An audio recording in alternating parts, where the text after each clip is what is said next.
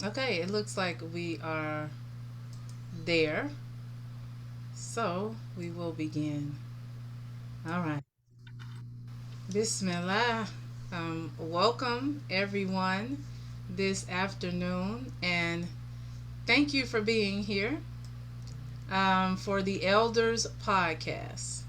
This is a place where wisdom walks with us, where we gather to learn the history of those who came before us and explore um, insight, lived experiences, and hopes for the future. So this is a essentially a dialogue. However, we mainly just listen in the beginning, and then we definitely offer an opportunity to ask questions. You can type questions in the chat and flag me if I am not noticing. But this is just a place for conversation, inshallah, spiritual enlightenment, and exchange of wisdom. So I want to open up with Al Fatiha. A'udhu billahi minash shaitanir rajim. Bismillahir rahmanir rahim. Alhamdulillahi rabbil alamin. Ar-Rahmanir Rahim. Maliki yawmiddin. إياك نعبد وإياك نستعين اهدنا الصراط المستقيم صراط الذين أنعمت عليهم غير المغضوب عليهم ولا الضالين آمين. So, our guest on this fifth episode of the Elders Podcast is someone who I've known for what? I don't know. I've been in Texas for 30 years or something. Mhm. So I have known this pioneer all of that time. And I have learned a lot. I don't know if you know that I learned stuff from him, but I definitely have learned stuff from him in my high school years. And just as I see him continue on with his work, and I'm very happy and humbled that he agreed to be a part of this podcast. And I thank Allah for him being here and thank Allah for you guys being here. And so, what we'll do is I generally let the guests introduce themselves, but I will say that your name and then you can go from there. Um, so, here is Brother William Saafir. I know him as a father, uh, a spiritual leader, a businessman, someone who works and is about building up the strength of the community, and just a general good servant of Allah. And so I am very happy, like I said, for him to be here today. And so we will have you introduce yourself. And in your introduction, just give us a little bit about your history, because one thing about the podcast is that we want to know the foundation of you and kind of explore through the years and then address what is happening with you now in your life. So tell us a little bit about yourself, starting from for with where you are from, inshallah. Okay. All right. So greetings, everyone. Uh, I want to really thank Rasheedah for providing this platform because it's something that uh, I've been working toward, and I'll tell you more about that as I share some of my story. Uh, but we are obligated. I think our souls obligate us to share whatever we've been blessed with in terms of knowledge, in terms of history, in terms of experiences, with all who has an ear to hear. I think that's the reason why we are fortunate enough to learn things, to experience life. It's not for us to hold on to ourselves, tightly, but it's for us to give away, to share. We're social creatures. So I thank the Source Creator for this opportunity to share with you, and we're obligated to tell our story. I mean the those who call ourselves African Americans. I'm not satisfied with that as being the best description of who we are, uh, but that's the most accepted for me description right now of this community of people that's been here on these shores for what 400 years or so. Mm. Uh, and I think my story kind of reflects the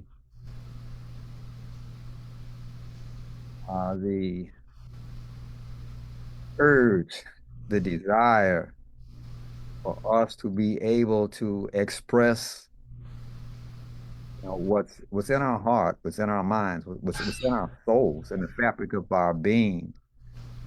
That's uh, that's beginning to reveal itself, is beginning to express itself, is beginning to unfold now as the world that we have known is actually closing down. I mean, we can see that, or we can see that here in the United States, in what's happening in government, what's happening in education, what's happening in business, what's happening in the culture. We can see this world uh, coming to an end. It's not the end of everything. It's not the end of life, but it's a closing down of one predominant influence, and at the same time, the creation of something that will take place of it.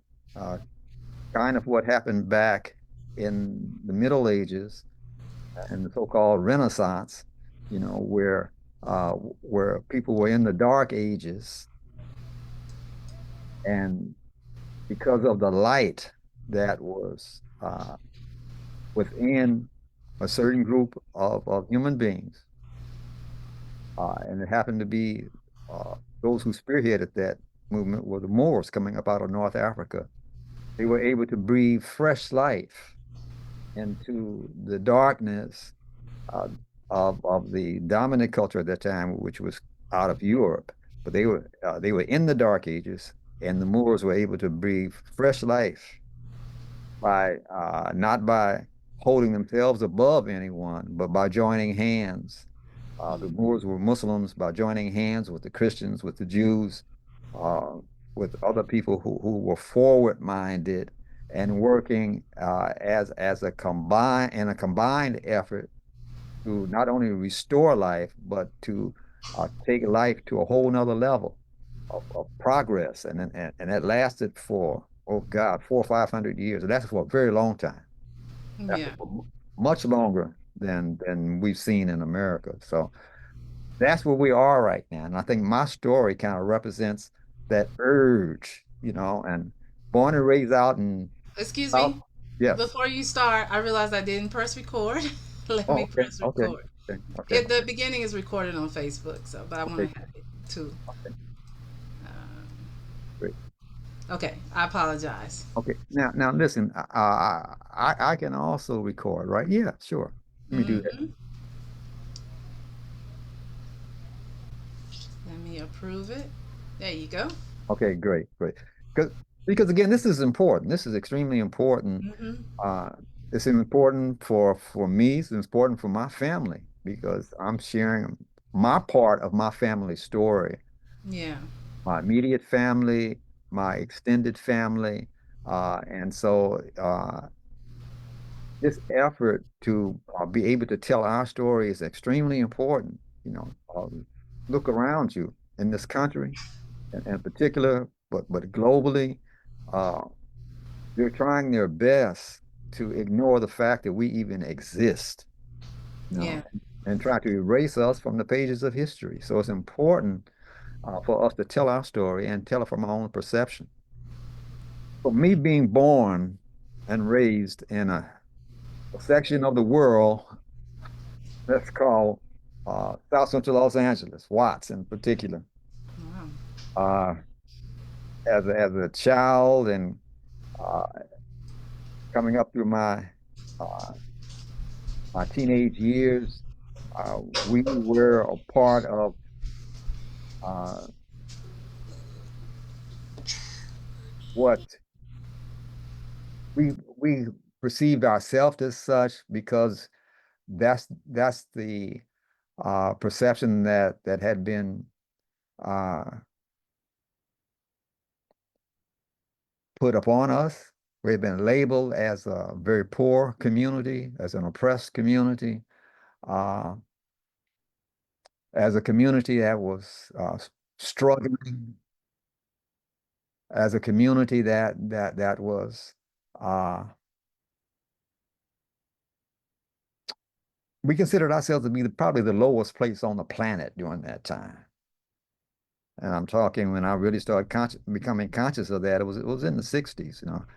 I was born in 1948, but by the time I was 11, 12 years old, I seen my sisters with us, Sandy Rogers, very well attest to that.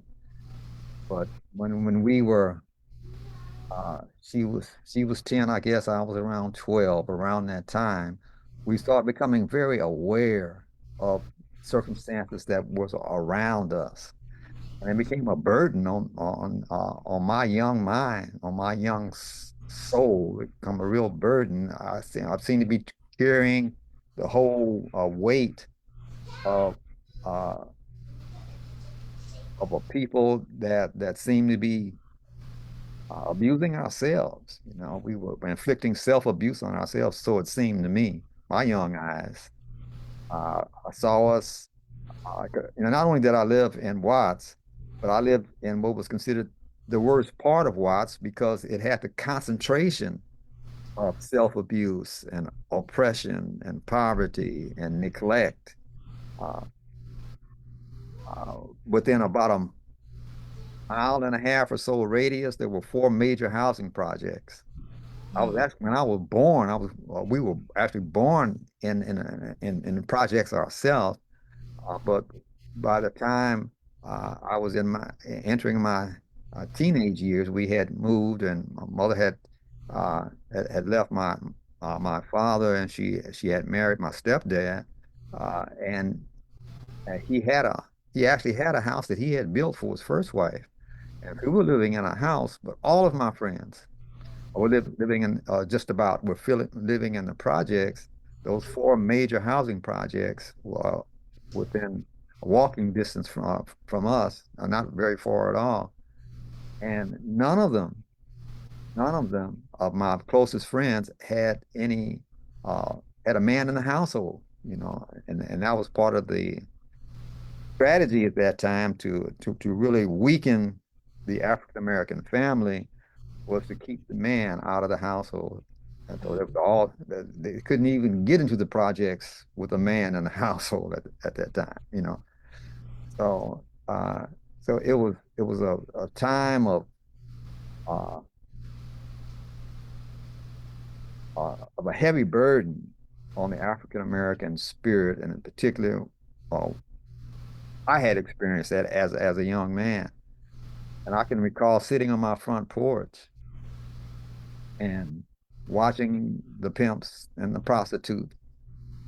We were just a half a block from an area they actually call it the front, and in some parts of the country they would call those kinds of areas red light district. Where uh, gambling was done, the prostitution was done.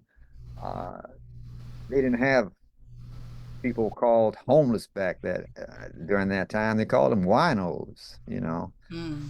So the alcoholism, the drug addiction, it was all centered right around us. And I can recall just sitting on my front porch, just watching it like it was a Hollywood movie, just to seeing us do that to ourselves.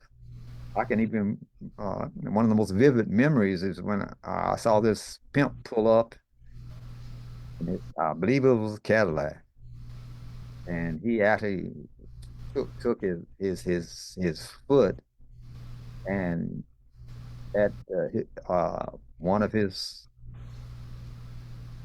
one of the prostitutes,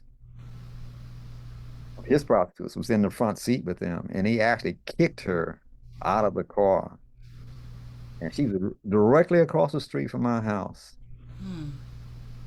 And he kicked her so hard, and of course she was on that they call it later it evolved into what they call cocaine and crack. Back that time they just called it smack, heroin, and she had those tracks all up and down her arms. So when he kicked her out of the car, she just kind of rolled out on the sidewalk on the curb, and she literally started.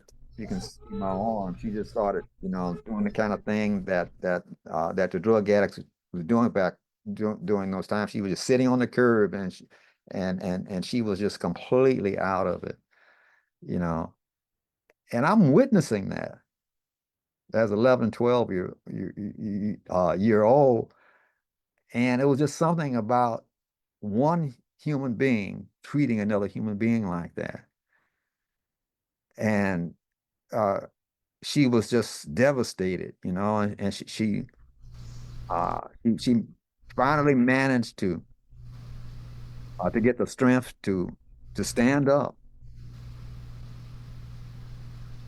and walk down to the corner, and she started tricking again. Mm. How was that impact on you? That was See something devastating. like that. It was devastating, and that was probably the moment uh, when I really decided that something had to be done. Something had to be done to change our trajectory as an ethnic group, as a people, Mm-hmm. really as a humanity, because that reflected the level that humanity had reduced itself to. You know, one human being to treat another human being like that, especially to, uh, I mean, we call this planet that we live on, we call it Mother Earth. We call nature Mother Nature. So here you have the womb that birthed humanity, and you're treating it like it's the most debased thing in life. You Yeah. know, it, it I couldn't have explained that then, of course, Mm-hmm. but it hit me in a very, very deep place. So it wasn't long after that I started talking to, like I said, my sister. She's in she's on in the audience today. I started talking to her and my other siblings and my friends, and it wasn't long before we had decided to form ourselves into a force to be reckoned with, and we formed a group that we called the Student Committee for Improvement in Watts. Hmm. We were kids, you know. I was uh, the main organizer of the group, founder of the group, uh, but I didn't know what to do. But our circumstances, but I knew something that had to be done. We didn't see any adults satisfying the need for that kind of a change. Hmm. The civil rights movement was very active uh, in the South, but not out on the West Coast, not out in Los Angeles. There was a strong cultural movement that was still hadn't hadn't completely fallen apart on the East Coast around Harlem, but we didn't have that kind of real visibility of a real uh, uh, move culturally out in California. That was to me, it was LA was like Los Angeles was like greater Hollywood. It was that kind of an environment where everybody was Yeah. pretending to be something that they weren't. But that was and our coming together was just uh, start out. It was, three, four, five of us to start out, and we didn't know what to do. So we looked around ourselves. We said, we're not, we don't like the trash in the street or the trash on these vacant lots, the trash in the alleys. That's how we had neglected ourselves and our environment. So we said, let's start cleaning this up. So we started picking up paper and trash, cleaning lots, cleaning alleys. We started forming uh, special events where where we would have neighborhood cleanups, and we started talking and more about our circumstances, our conditions, and before you know it, we had developed this consciousness and this commitment where we said, as children, as kids, as teenagers, that we were going to, if we had to go and leave our community and go to college, get our degrees, we were going to come back and finish the job Mm. of transforming our life. Yeah. And that was commitment. And it was a unique commitment that the rest of there was no evidence of that kind of thing being done anyplace else in the United States. But that's what was being done right there in Watts, where or what we decided to as children that we were going to completely transform our community and make it to rise from the being the bottom, being equal with any other community uh, around the planet. That was our commitment. And we were so vocal about that to our other children our age, to our families, to our parents, to the business people, to the government leaders, to anybody that would listen. We were so vocal with it until I think we actually pierced the consciousness of the community, and we kept our pitiful condition in front of them, in front of us, to such an extent that I think that helped fuel the environment that got sparked by some Los Angeles police a few years later, 4 years later, 1965. People were so aware of our situation because we were so vocal about it until it erupted into what was called the Watts riots in 1965. Mm. And we, as a community, almost burned everything that could be burned, especially commercial establishment, establishments in our single business district that we had on 103rd Street, which became uh, a focal point. 103rd and Grape, I think, was the particular corner that became the basis of identification for the hip hop movement, the Crips and the Bloods and all of that kind of thing that came much later. So Uh, the Watts riots came out of this frustration with the way things are going, well, or at more, least the way things existed. yes, the frustration, but the thing that really, really, I think led to that was the awareness of the frustration because it's kind of like when you in a often share the kind. I know it might be a little sound a little offensive to some, but when you go to the toilet, you know, and you have to relieve yourself, when you first go in there, that might be offensive to your nose, to your nostrils, but you stay in there long enough, you get used to it, right? Yeah, But I that's get the what kind you're of saying, though. Yeah. yeah. But that's kind of how we had been lulled to sleep where we thought that was normal to be poor. To be normal. It was normal to have what they call broken families. Families weren't really broken because the single uh, uh, the single mothers uh, did amazing job to hold things together. With a house full of children. But uh, we took those kinds of things as normal, as this. That was just life. That's what we Yeah. knew. Through all of that, we still had a sense of community, though, Mm-hmm.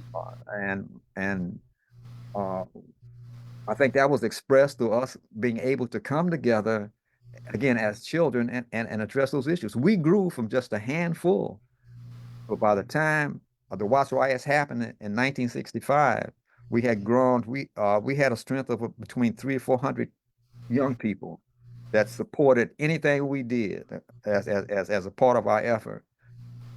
And so that was enormous growth in just uh, about 4 years for any organization. We had Yeah. that kind of influence. I can recall people like Brenda Holloway. She was an R&B singer during that time, and the Whispers. The Whispers was in my brother's class, graduating out of Jordan High School, and they used to come to our. We had fundraising events.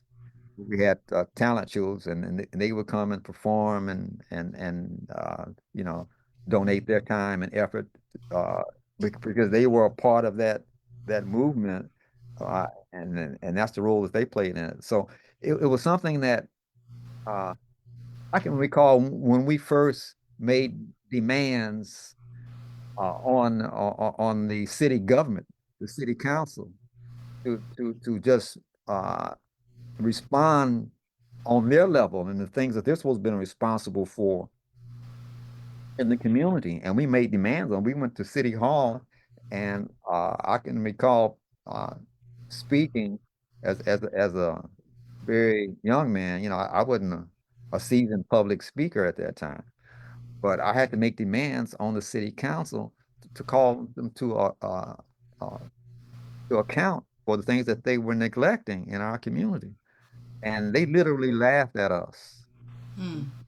Literally, they laughed at us, you know, while we were making while I was making the presentation, and we were blessed with a sponsor, and I'll share that with you if time permits. But we were blessed with a sponsor that had the experience and the courage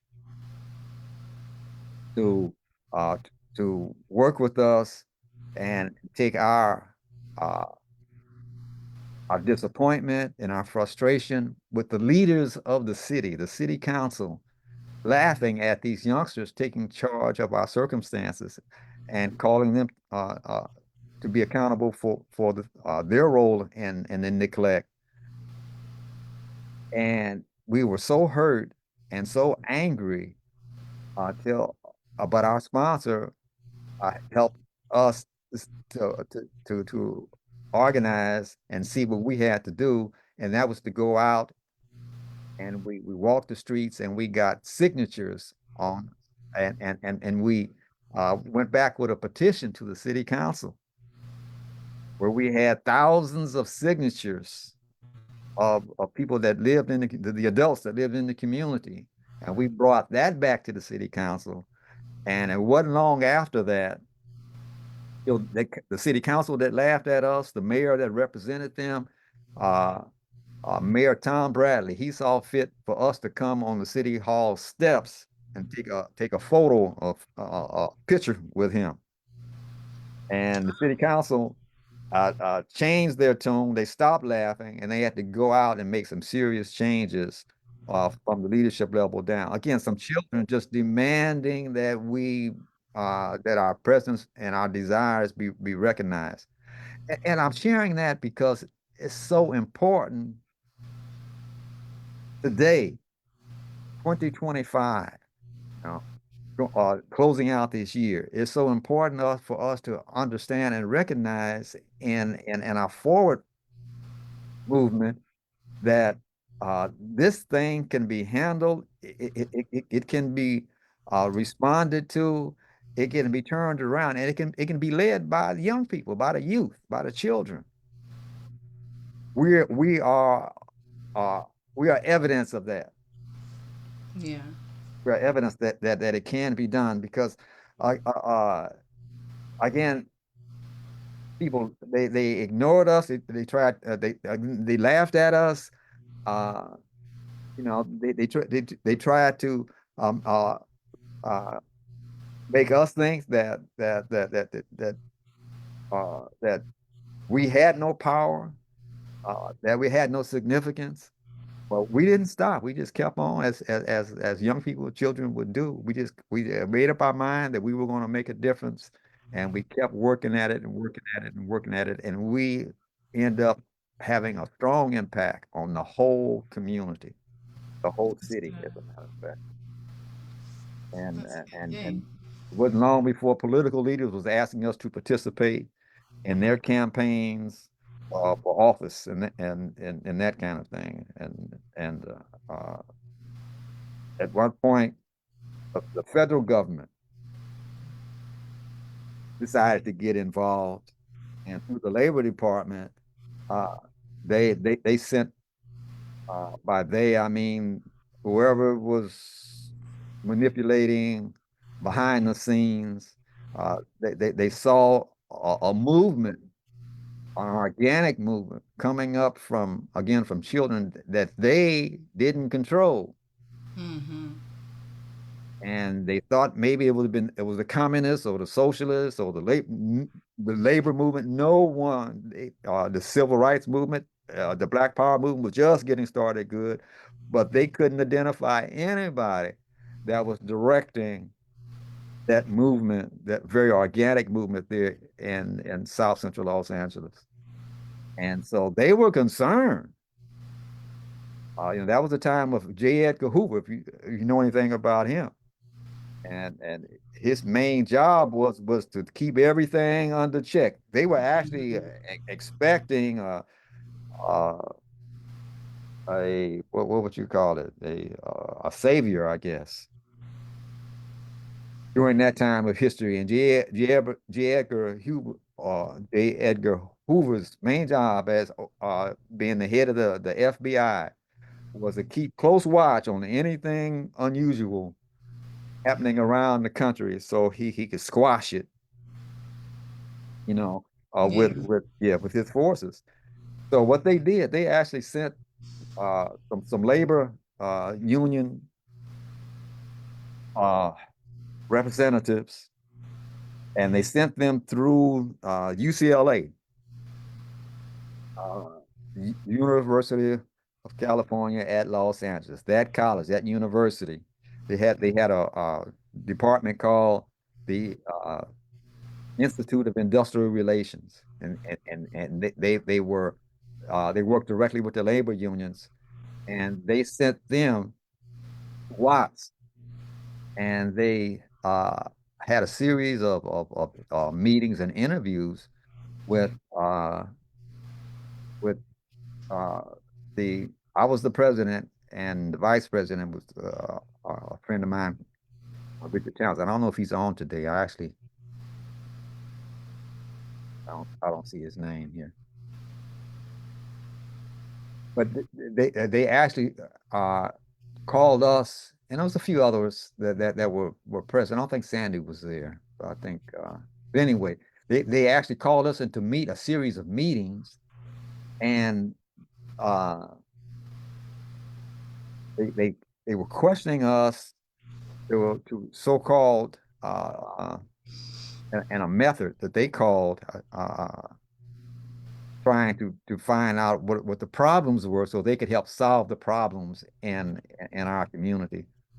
What they were really doing, I found out later that they were trying to find out what went wrong, you know, and who was influencing this movement that they saw in terms of Mm-hmm. people, young people, children, having the courage to assert themselves and try to redirect uh, the, the the circumstances, that surrounded us and Yeah. that could have overwhelmed us.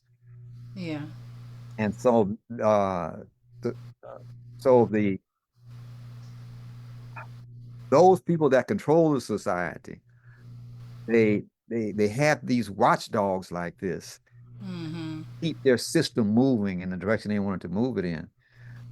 But they were so concerned about us until in the 11th grade, uh, they took me and the vice president of our organization. It was called a Committee for Improvement in Watts, but for short, we developed an acronym. We call it with SCFIW. We call it SCIFU. Hmm. They took the two of us. We were the only uh, identifiable leaders in the whole community, if you can imagine that. Yeah. No adults establish any kind of leadership, not with the preachers, not with the teachers, not with the business people, either political leaders. No one established a sense of leadership. Trying by that I mean working toward bettering the condition of the environment and of our people that lived in that area. But us children, so they actually took the two of us and gave us a job. We were employed for a summer at the Institute of Industrial Relations in the 11th grade. Mm. And they had us write about our experiences and our thoughts about uh, the problems in Watts and the solutions. Matter of fact, that's what we call, that was my first time becoming a published author. Was at that tender age. So I was what, 16, 17, something like that. And we spent the whole summer working on this report that was published by the Labor Department for the federal government, and later became part of a book uh, talking about the problems and solutions to situation that we found in Watts. Uh, Wow. so so the reason why we know that they put us under uh, this this magnifying uh, glass and studying us. There was one of the labor union leaders took our model of organizing the community with the cleanups, uh, uh, with uh, not only did we do that, but we also we painted and repaired houses. We did all kinds of things. We had cultural events. We had social activity. Uh, we were we were looking at the whole life of the community, you know. Hmm. And so one of those labor unions, his name was Ted Watkins, and I'll put it out there because it can be confirmed what I'm sharing with you now. He Yeah. took our model of organizing community life, and he built a what was called an anti-poverty program that he called the Watts Labor Community Action Committee.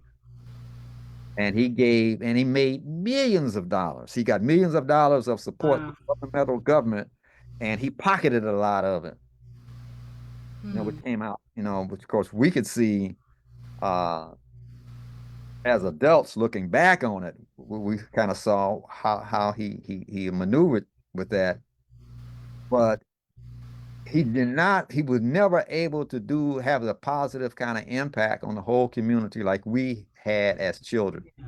Yeah. He had more people involved because they were getting paid through these anti-poverty funds, and it almost will remind you of some of the images that come to mind of Russia and China with the young people as being part of their being militarized for whatever ends they had. It was that kind of a thing in Watts, and but there were no real results, you know. But That's what I but was gonna ask. Was there an improvement? I mean, there was something. It was real surface, but there Mm. was no noticeable. I mean, Watts. It seemed in time to just get worse and worse and worse. Uh, and now it's not recognizable anymore. In terms of the potential in it and how it could have evolved. So I took the time to share that because that experience kind of uh, molded and shaped my life. Now, Yeah. let me just share this because I don't know how much time we have, but what that did for me, uh, when I was used to spend that time sitting on my front porch, I didn't realize it was a really a highly uh, a very highly inspired or motivated spiritual experience. I had no idea. All I know, and I had uh, the emotional weight, the social weight, the moral weight, all of that on my young shoulders. I had Yeah. no idea that I was actually, and I felt this urge, this obligation to change the situation, but I didn't know where that urge was coming from. Mm-hmm. But looking back now, without what I understand at 77 years old, looking back now, I knew that I was actually in this mode of deep mode of prayer, you know, calling on something somewhere. I didn't have any real spiritual sense back then, no religious sense back then. We didn't go to, Yeah. we hardly ever go, my family hardly ever went to church. As a matter of fact, during those years, we didn't go to church, period, you know. So we didn't have that kind of a foundation.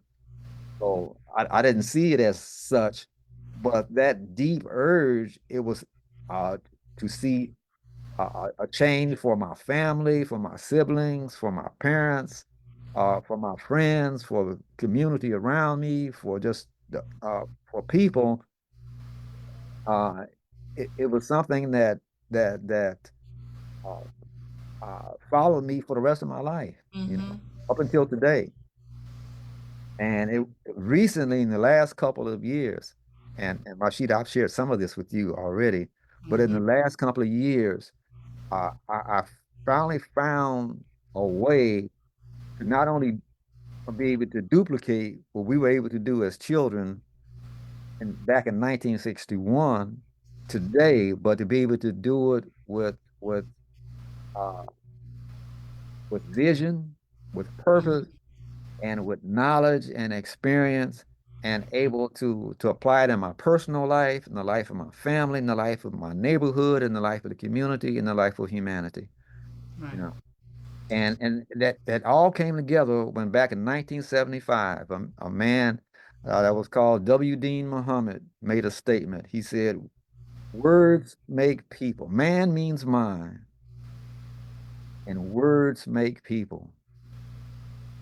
And Mm-hmm. when I was able to really uh, appreciate the gravity of what he was, what was said, and I just held on to that until at one point I actually uh, composed a book I never published. I put it in a binder, in a booklet form, and I took you recited El Fatiha at the beginning of this session, and I took those 7 verses, those 7 ayat, and I built a community model that expresses itself in all the dimensions, in terms of culture and business and the academics. Uh, I mean, across the board, all those 4 areas. Uh, I may have missed something, but I expressed those through the essence of what I was getting from each verse in Al Fatiha, Mm-hmm. and I shared that with Imam Muhammad as a blueprint or a model for community development, and he gave the nod to, like, I thought he was going to change it or adjust it or uh, but he didn't. He Alhamdulillah. told me, yeah, he told me that was so. That kind of makes me want to back up a little bit to Okay. your experience. You talked about being, was it when you were in college or at college in Ohio, where you became aware of the Black Power movement? Oh, yes. And then from there, you're going to move into this space where we know Imam Muhammad comes. Can you tell us a little bit about that? Yeah. Or talk a little bit about it? 1965, Watts riots, right? Mm-hmm. When those buildings went up in flames, so did our aspirations and our hope we were children, oh, it was crazy. It was insane. It was like I never witnessed anything like that in my life. There were people that was actually there were images that was coming across on TV of people walking down 103rd Street with couches on their back, with refrigerators on their back, things that seemed to be humanly impossible. But there was so much energy in the air, and people were doing things that was it was crazy. It was insane. I mean, people Hmm. uh, burning stuff. They were looting. They were tearing stuff up. They were hurting each other. It was crazy.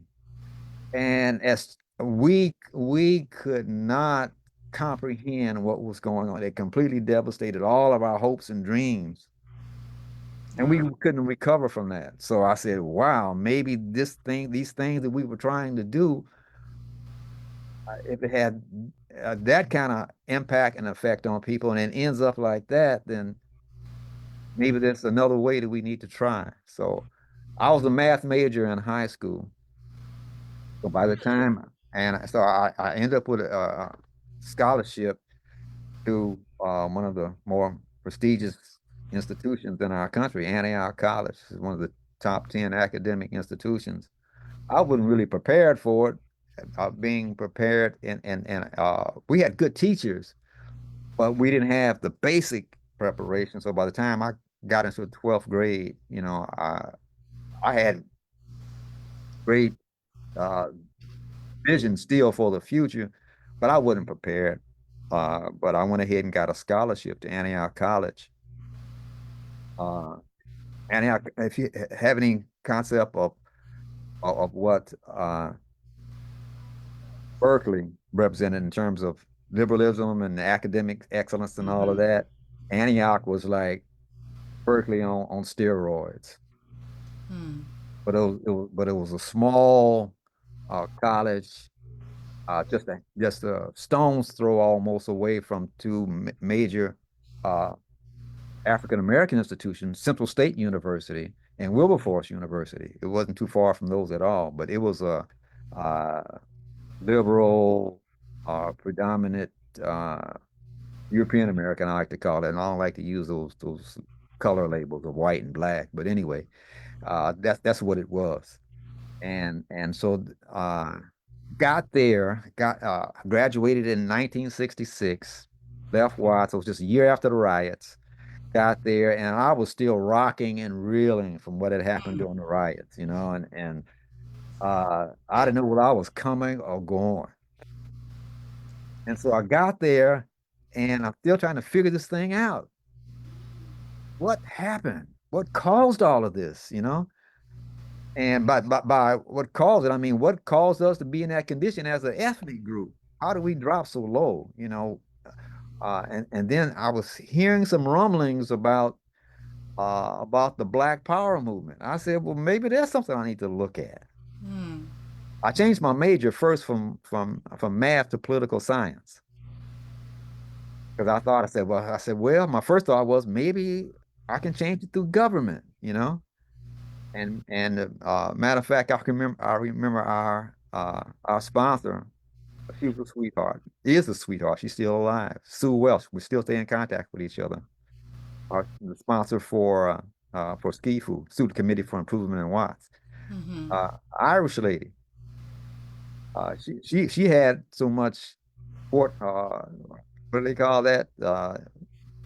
Guts. Let's just use that term, that familiar term. As a young adult, she was just 10 years older than us. As a young adult herself, she was part of a group of people that was being trained to be nuns. They got uh, frustrated with the Catholic Church until they took on the cardinal and through the cardinal, the Pope back then, to change their ways. So she became our sponsor, an Irish woman who chose to come to Watts to teach. She was the only one that would lend herself to be our sponsor all the African Americans that we approached, some of them had grown up in Watts, were too afraid, but she stepped up and became our sponsor. Uh, but but uh, but anyway, coming up into coming up in into college, the college environment, uh, thinking about government politics for a minute, that would might be a solution. That didn't last long because I saw the corruption there quick, Mm-hmm. and I said, well, maybe this Black Power thing, So I started looking at that, and when I heard the rumblings of maybe the white man is the problem, the real problem. And there were rumblings about him being the devil. This was the kind of language that was used back then, right? I had no knowledge of Elijah Muhammad during those days. But I was hearing, but I was seeing the influences that his presence had given to our whole national community of African Americans back then. But I didn't know anything about him.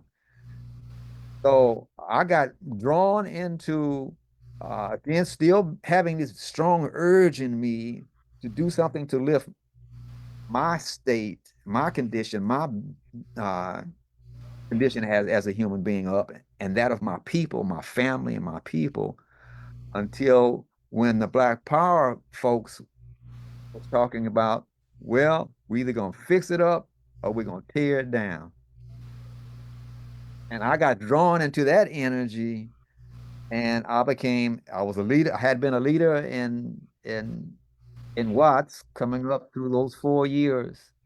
Now I became part of the leadership in the Black Power movement.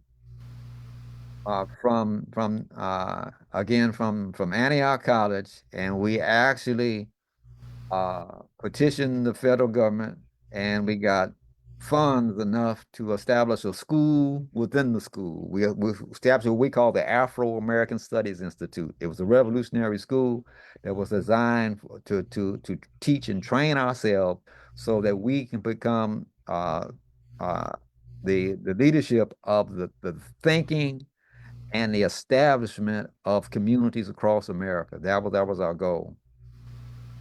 And so we actually took some of that money.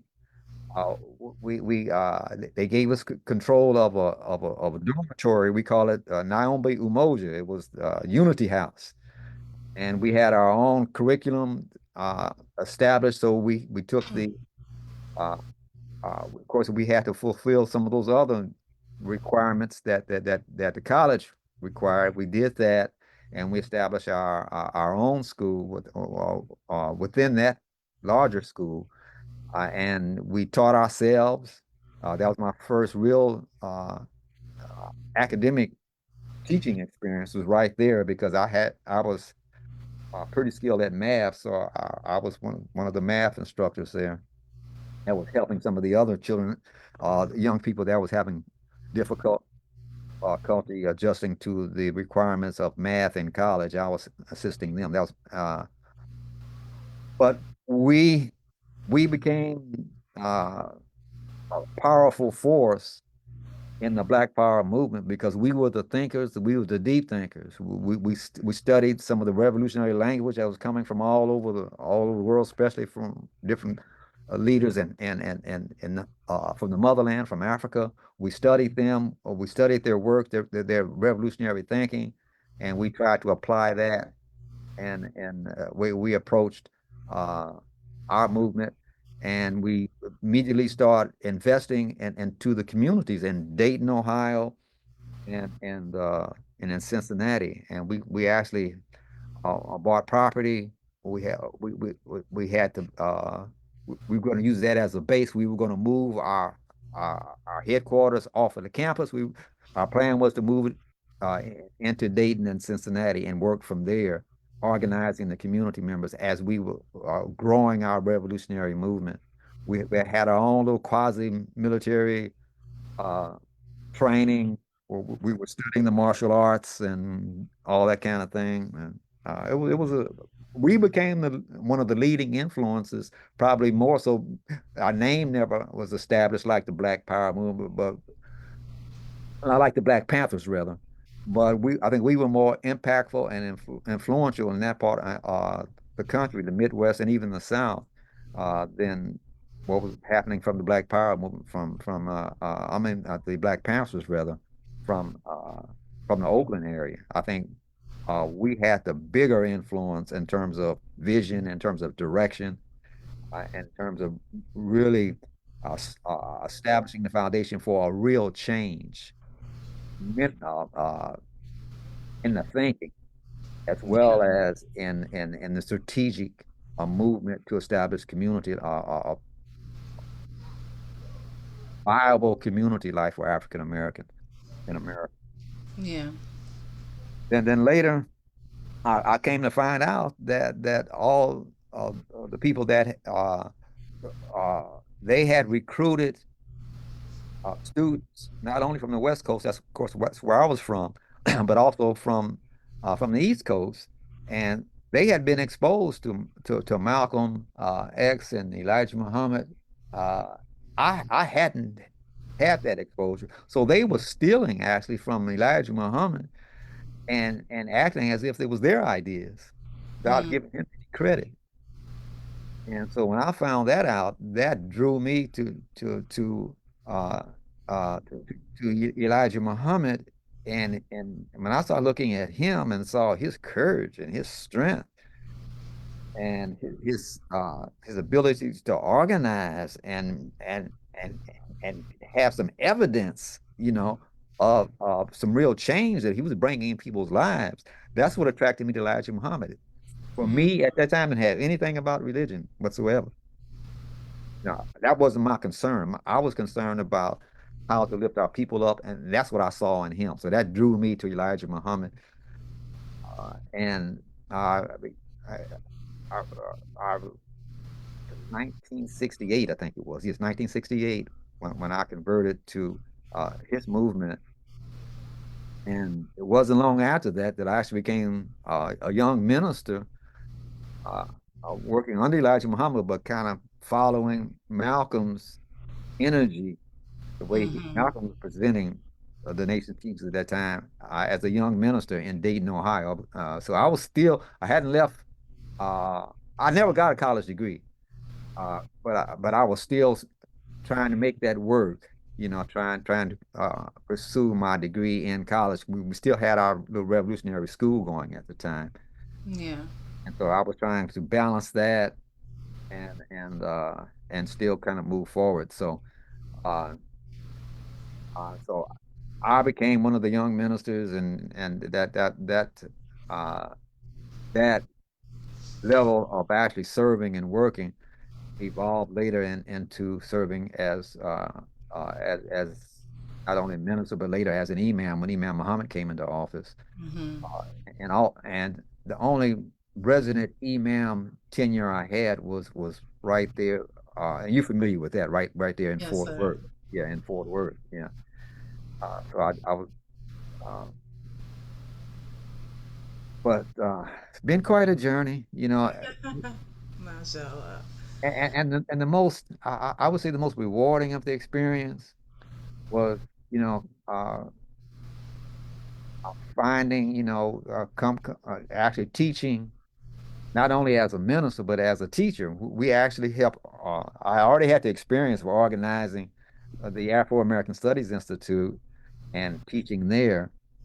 And so when the regional minister decided to go ahead and open up a University of Islam in Cincinnati that would serve Cincinnati and Dayton, I was a part of that process.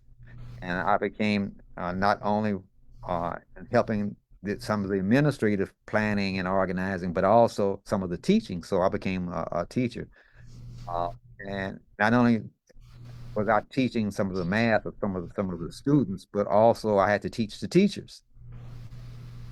So, because none of us were really qualified in terms of being trained Yeah. in teaching, but we had to desire to educate our children. So I became a part of that process, and in all of that, I met but probably the most important thing event in my life, I met my wife to be, Stephanie, and she was uh, uh, 8 years, well, it is 8 years younger than me, and she had actually dropped out of school herself. Her father was the revolutionary leader in the Cincinnati area, Hmm.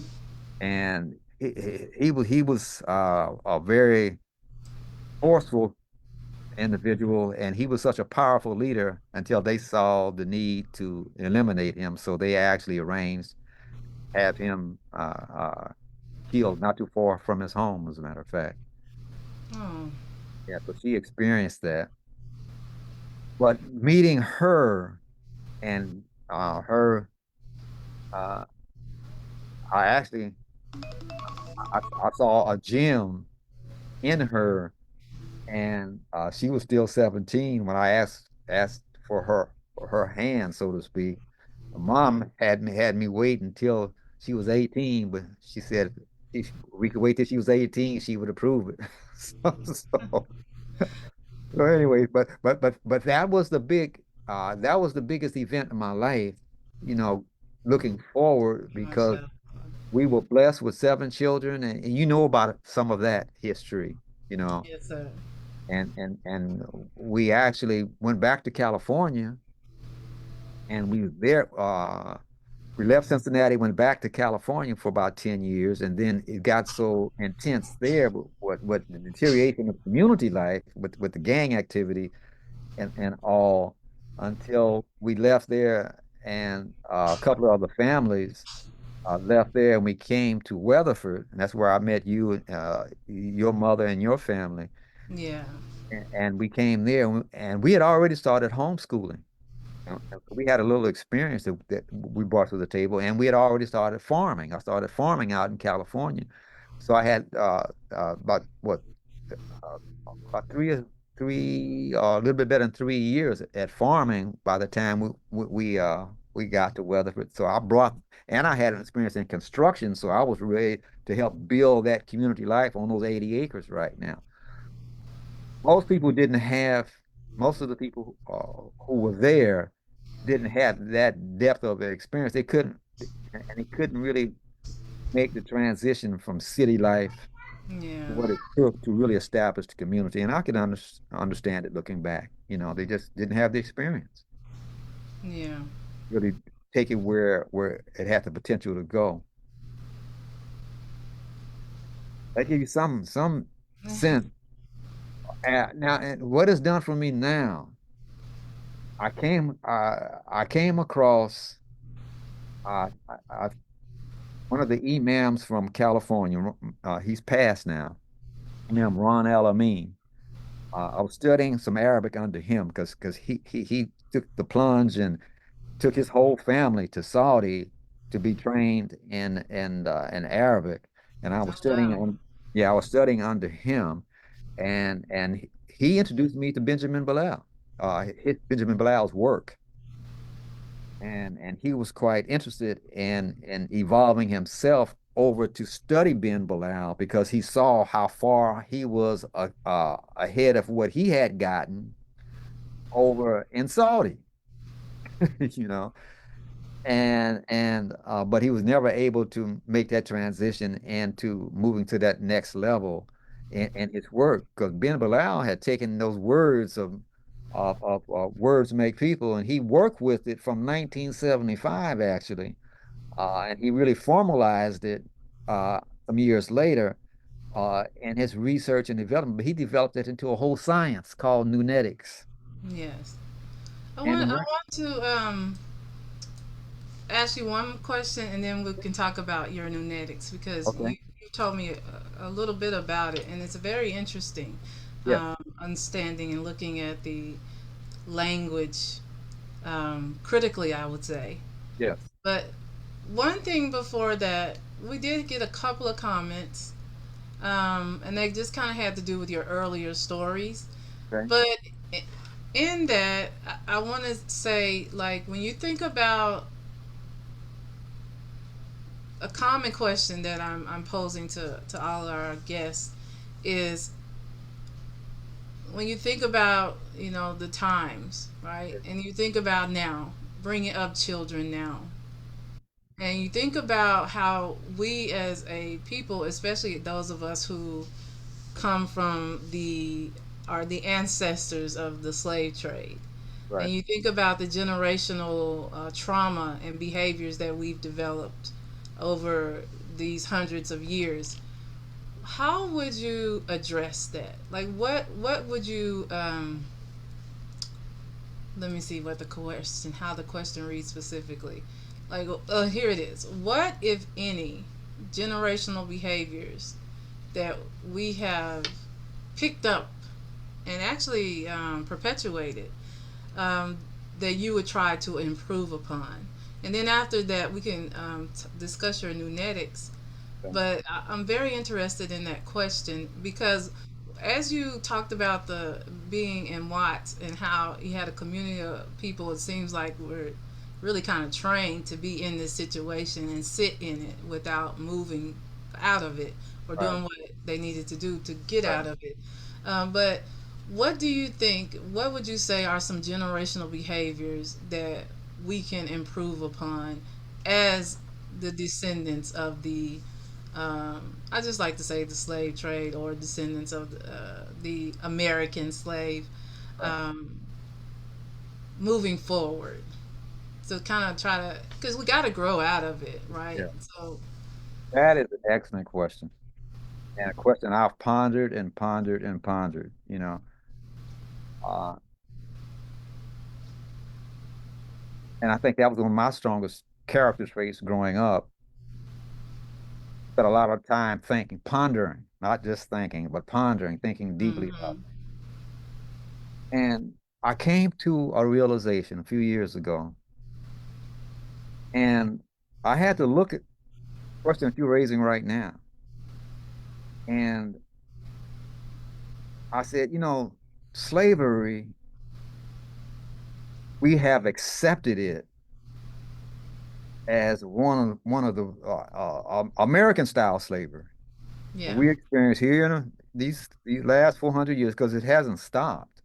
Some people think that slavery ended, and all slavery has not ended. Slavery is heightened to higher levels now than it's ever been before. And I thought I'd let that sink in a little bit. But looking at it, I said, American style slavery has been looked at as the worst thing in human history, and we have accepted that as being true. yeah, And I thought about that and I said, wait a minute, that doesn't make sense.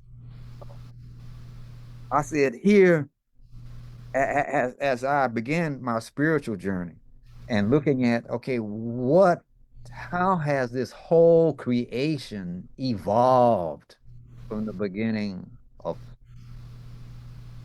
creation? How has it evolved? And in particular, this human creation, how has it evolved?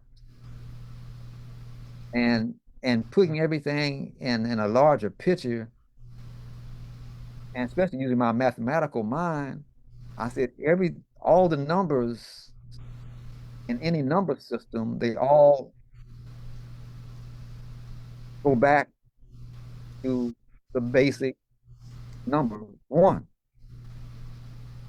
And now you might look at one, two, three, four, five, six, seven, eight, nine, all the way up to millions, billions, quadrillions, and sextillions and septillions, on and on and on.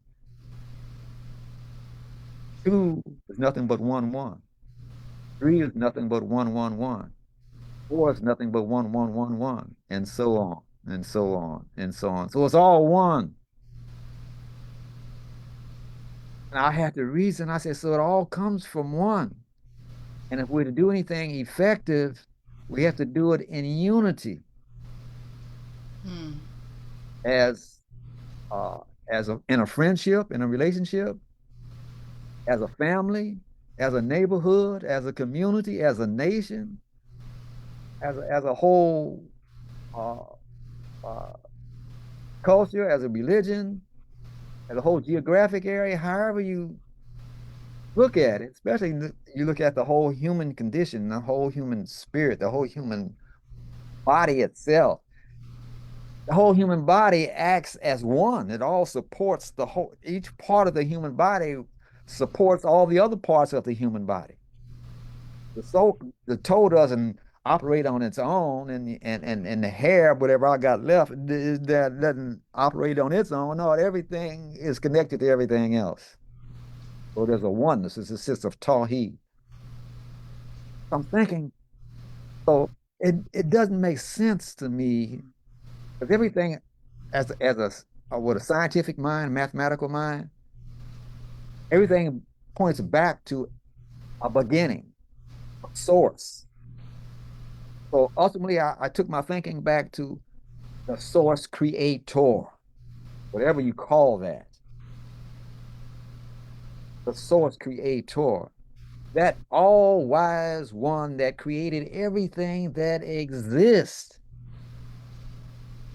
creates it in a way that it can perpetuate itself, Mm. so that it could maintain its own existence, so that it could act or behave in accord with the nature that it was created in. So I started looking at all this and I said, well, it doesn't make sense that you would have this born in sin notion, or this notion that we were born to destroy ourselves, we were and born even to enslave ourselves. That doesn't make any sense.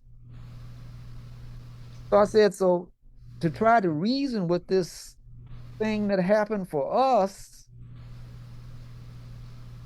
being uh, stolen from our homeland, the motherland, and brought here, and having to endure what we have endured, continue to endure.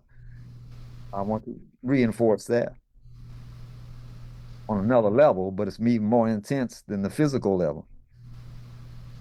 But I said, in order for that to make sense to me, I have to look at it differently. Mm. So this idea of this curse, being cursed as a people, cursed from birth as a sinner, or being having the curse on us as a continent, as an ethnic group, having this curse on us, for that to make sense, I said that doesn't make sense put in the context of the whole creation and the whole universal movement of life. I said it doesn't make sense.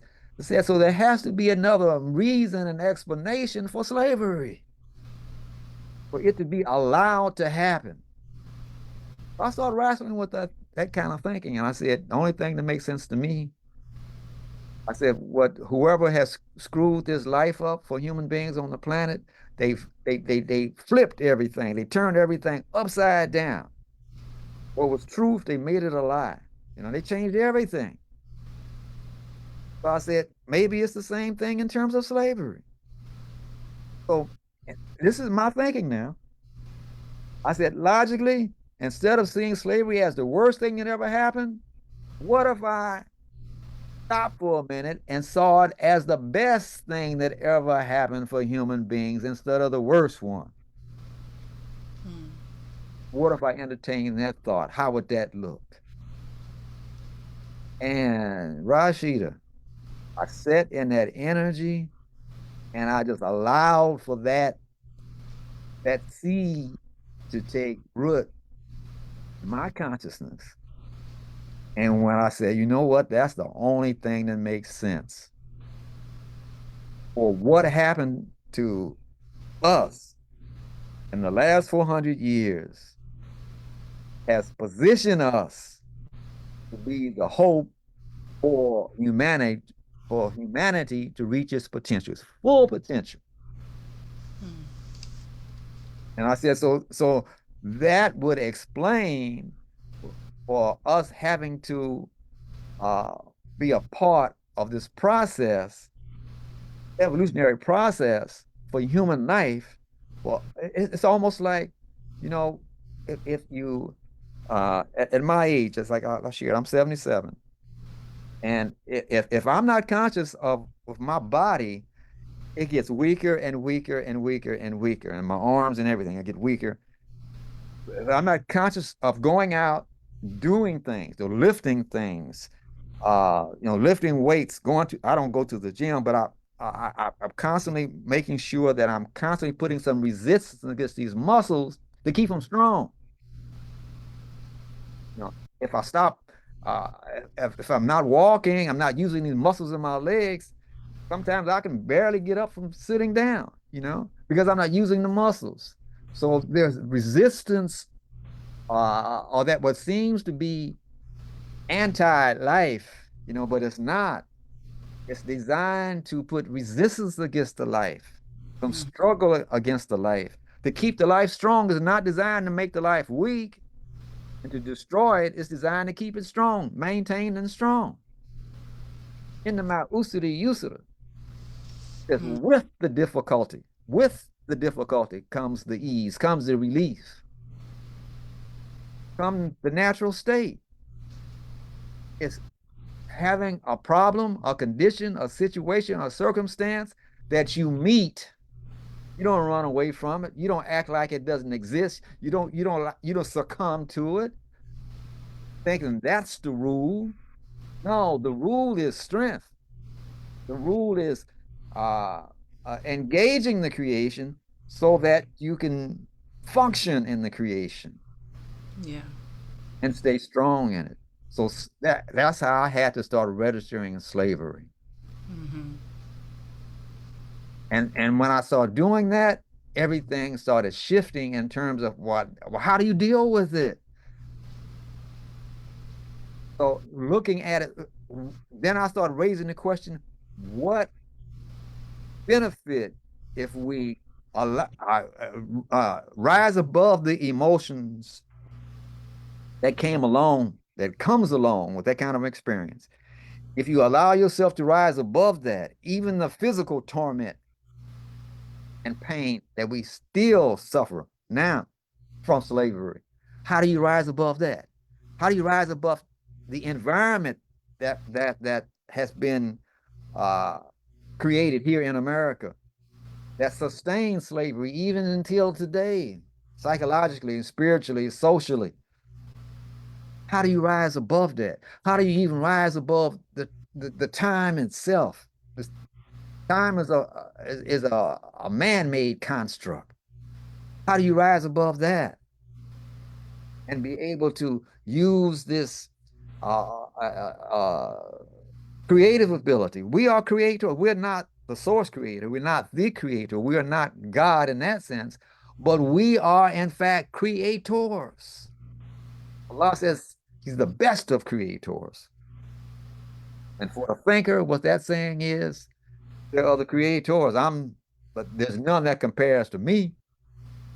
There's only one source creator. There's only one. Mm. But these other creatures that I've created, the crown of creation, the human being, the crown of creation, has the ability to create. So the thing that gives us this power to create is to be able to look at the creation that the source creator has created and to study that, the very essence of that, the very foundation of that, the very elements that make that up. To study that and to master that. And as things come up in this creation, we embrace that as things that's designed for us to learn from, us uh, to allow to present their treasures inside of them because we're engaging them and we're allowing them to unfold in our consciousness. And that allows us to be more and more of our human selves. So we continue in this process of evolution instead of going the other way. That's I sense this thing of uh, so uh, I see life as beautiful. It's rough right now, considering all the chaos and madness in the world, but it's beautiful at the same time. In Yeah. business, listen, uh, the difficulty in the business They said you have to be willing to fail over and over and over and over again. Those are the people who make the most success in business, have the most progress in business. It's the same thing in life. Person that's willing to face the challenges in life, rather than being serving as the victim in life, and using all of these things, that's these challenges that are all around us, and that's even coming from inside of us, and allowing that to control us and master us. We're meeting the challenge. We're learning from the mistakes and from the failures. And every time we learn, we get uh, better, we get stronger, we get smarter, and we can build our receiving muscles and our giving muscles. And we just get more and more human. Life becomes more and more beautiful the way it was designed to be. Human life, I'm talking about. Yeah. I like that. Now, Giving muscles and receiving muscles. yeah, Yeah. yeah. That's something to think about. Okay. I'm going to wrap us up because, we're kind of over time. But that's okay. I do want to hear about your nunetics. Yeah, I I think. must share that because I think that's the key. When I sat back and looked at what Ben Bilal was doing, I said, you know what? This brother has been blessed with the keys to the paradise. Words make people. So if words can make you a slave, words can also free you up. And words can make you act in an unhuman or inhuman way. They can also allow you to increase your potential of expressing your humanity. Hmm. And just like all those numbers come from one, then the source creator has put in this creation the very simple, the most simple elements of this creation that if followed, and in the Quran, 30 verse 30, if you look at the fitr, the patterns that's established in the whole creation, I mean, you can look at the stars, the planets on that cosmic level, that big level, or you look at that real small level going down inside of the atom, the cell and the atom, your DNA. You can even go either route. And you see the same patterns that exist of life. Take those patterns, and you can see it in the language. And you take those patterns and you use that to not only understand the words that form us, but the letters that form us. Who not only do the words have meaning, but the letters have meaning. And each letter that has a meaning, no matter which language you speak, they all come from the same part of the human mouth. All human mouths are the same. I don't care what ethnic group you identify with or come out of. There's seven points within the human mouth, seven that all languages come out of. So if you master those 7 points, you begin to develop a mastery for language. And that sound is a uh, uh, basic life form that describes the existence of life, sound, frequency. And so if you look at that letter deep enough, you'll see that not only does that letter have a meaning, that letter also has a frequency. And if we start vibrating and learning the words that we use, the letters in those words, the frequencies in those words, and we start vibrating at that frequency, progress is unlimited for us as human beings. Hmm. That's what genetics basically is. It gives us the power. It takes work now, but it gives us the ability, as no matter how old you are or how young you are, no matter how smart you think you are or how dumb you think you are, how lucky or unlucky you think you are, doesn't matter. If you're willing to do the work, you can get this thing and you can free yourself and you can create maximum, the maximum amount of life for yourself. You can express the potential in ways that our ancestors prayed for and died for and hoped for. We can do it and we can do it now. Nunetics is the key for that. Do you have like a website or a Yes, platform for it? yes. It's called genetics institute.org. Genetics institute.org. And there's quite a few members of the class. So if somebody would put that in the chat, I would Yeah, appreciate it. that would be great. Genetics institute.org. And there's a class, as a matter of fact, uh, um, quite a few class members were in the class this morning, and we had one of the sisters that presented a lecture based upon genetics. She presented this presentation on the woman that look the doctors, the professors, the scientists going to have to take a new look at what it means to be a woman based upon the woman's physiology, based upon her monthly cycles, based upon the birth process and all of that implies and all the potential in that. She did a wonderful job today, just before uh, we convened here. And that's what Okay, Nunetics is doing. It's giving a new hope to be able to build a human life, starting with family life, starting with the family life, starting with the duality in the family, the mother and the father, learning what it means to be to express the feminine principle and the masculine principle, and to have those things come together to produce continued life called family life, right. and express that Um, throughout the rest of the world, the rest of the manifestations of life. Yes, ma'am. I'm done. Someone, thank you for sharing that, and they did put it in the chat. Somebody has raised their hand, so we'll recognize them. Okay. Gary, Yes, Assalamu alaikum. Well, wa alaikum assalam. Brother, I just want to say that I didn't realize how you actually became like the spark for, down there in LA.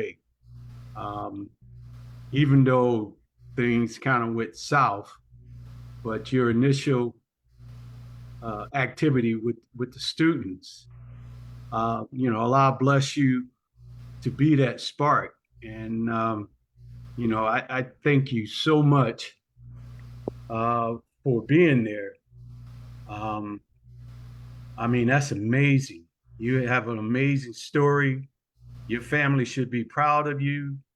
Um, I mean, you was that dynamite spark, man. That that took us to where we are right now, um, across the country. And I really thank you for the work that you've done uh, to initiate it across the country or even those small cities and stuff like that. Um, I mean that was just powerful, man. That was just powerful. I never knew um, that you were the source of this, and I just thank you, man, for the bottom of my heart. I didn't realize how powerful you are and how strong you were, and you just you're a truly blessing to the life of the African Americans, because I've gone through what you're talking about, and many other uh, African Americans have gone through it. But to know where the spark came from, I thank you. you're welcome. Thank you, brother. And Alhamdulillah. I just have to, like I said, I had no concept of what I was doing or what to do or where to go or how to do it. Uh, and let me just share this in terms because it's always about service. You know, how can you serve? In other words, how can you take what you're given and share it, lift yourself up, and whoever you're sharing it with. So it's I think that's always the key for us is just to uh, allow yourself to just totally present and then respond. That's the key.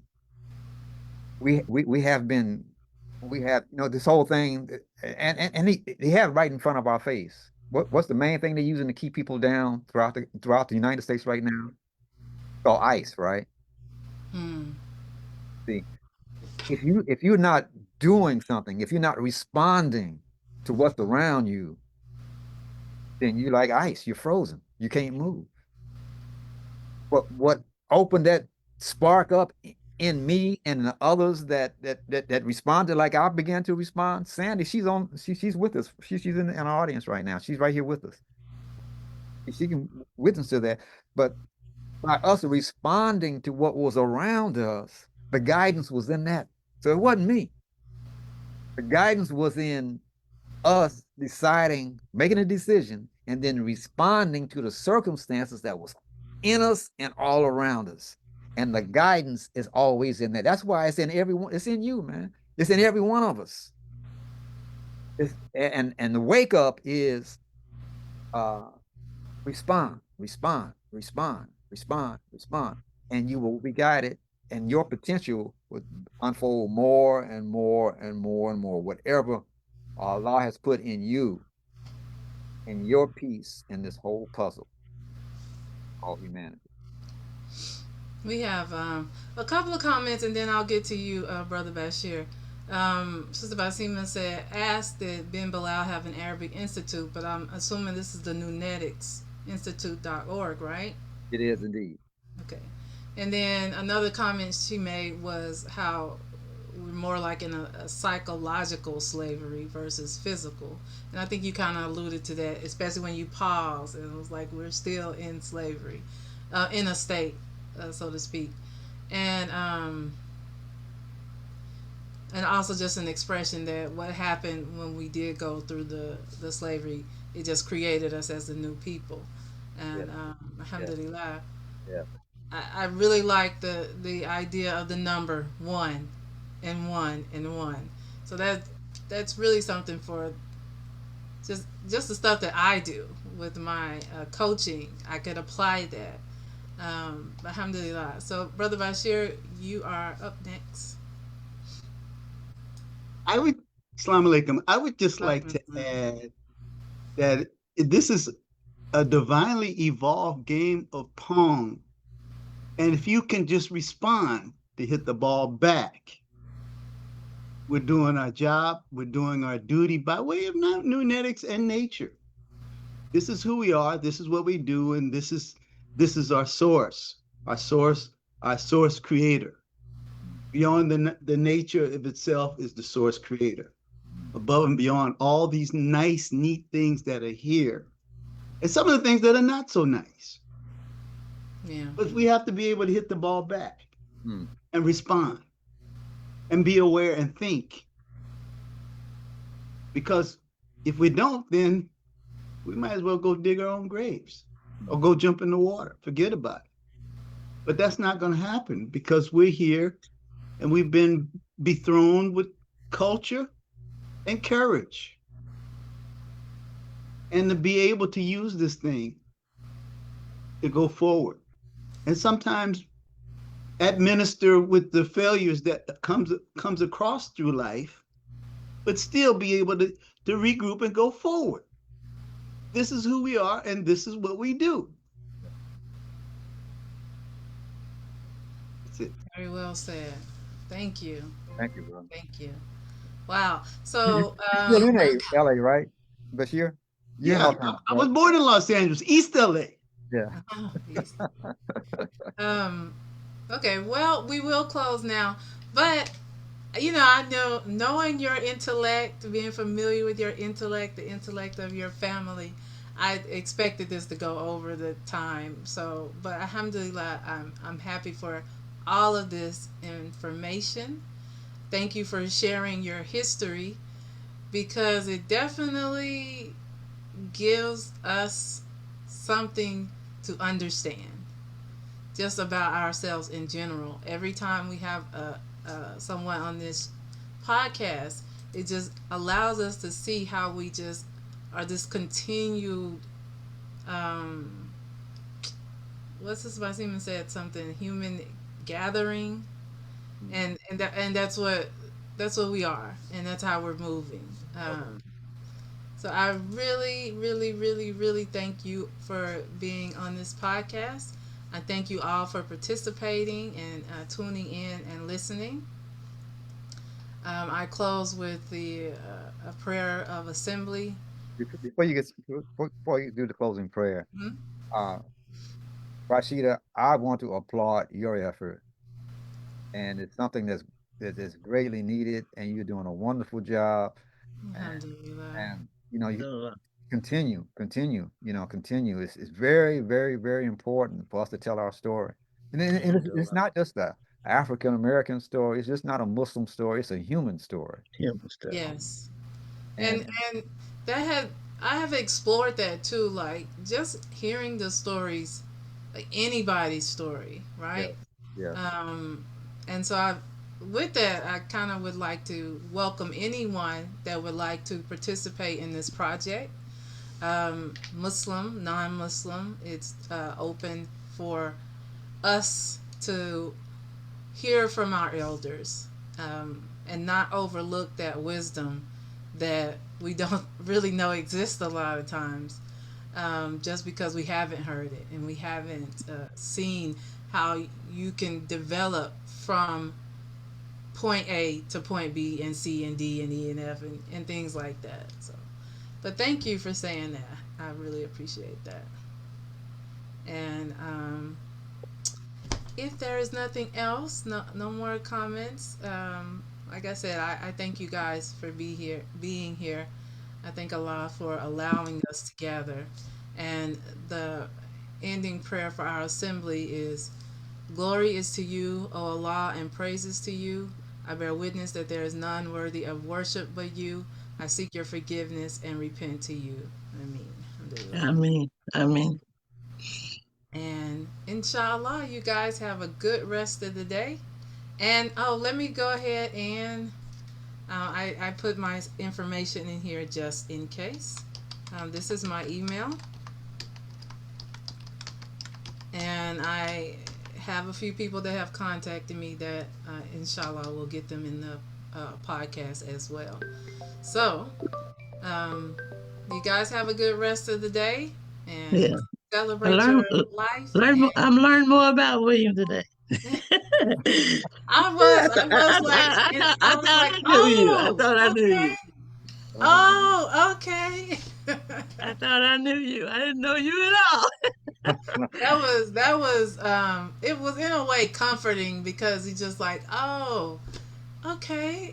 That's for real how I felt, because just a lot of things I've seen you do, and it just made so much sense.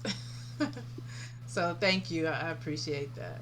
Thank you. Um, so, assalamu alaikum, everyone. Good Wa evening, alaikum and assalam. have a good rest of your ah, evening, I guess. Assalamu alaikum warahmatullahi wabarakatuh.